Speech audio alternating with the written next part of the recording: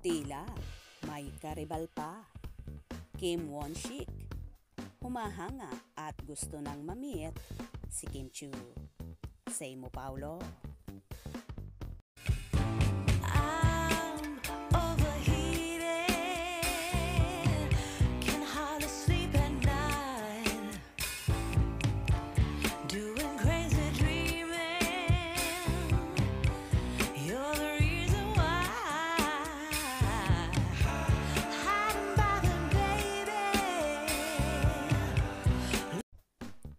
Ang bongga naman ni na Kim Chu at Paolo Avellino dahil makakasama nila sa upcoming series nila si Kim Won-sik.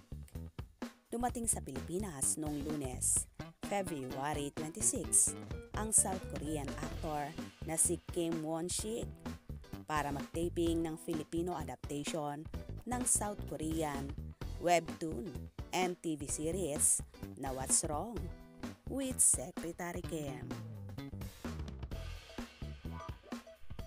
Sa panayam sa kanya ng entertainment media, sa naganap na arrival niya ay naikwento niya na ang yumaong head ng Dreamscape Entertainment na si Serdeo Endrinal ang mismong pumili at nag-invite sa kanya.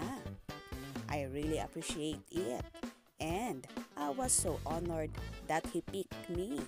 And personally, I heard that he passed away and I was in deep sorrow for a few days and I know he is in good place and I really hope that he rests in peace, say ni Won-sik. Hindi pa raw niya personal na namimit sina Kim at Paolo pero kilala na raw niya ang actress dahil sikat na raw ito noong nanirahan siya sa Pilipinas. She was really famous when I was a student here in the Philippines.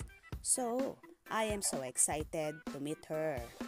Dito kasi nag-aral sa ating bansa si Won-sik sa loob ng 6.5 years. Kaya nakakaintindi at nakakapagsalita siya ng konting Tagalog. Excited na nga si Won-sik na makawork ang Prinsesa Chinita ni Paulo. At babatiin daw niya ito ng magandang umaga kapag nagkita sila sa set. Gusto rin daw niyang makawork si Ann Curtis. She was also really famous when I was young, say niya. Samantala, instant hit agad sa streaming platform na view ang trailer ng What's Wrong with Secretary Kim at nag-trending din agad ito at ang mga related topics nito sa X, dating Twitter. Say ng mga netizen, kuhang-kuha ng Pinoy adaptation ang kilig at vibes ng South Korean version. Pero hindi pa rin daw nawala ang Pinoy flavor at humor. Mapapanood na simula March 18 sa View ang nasabing Kim Pao series. Kaya naman, inaabangan na ng lahat. Wow! Tila magiging exciting ngayong papasok nga si Won-sik na tila may paghanga rin kay Chinita Princess. Ano kaya ang masasabi rito ni Paulo?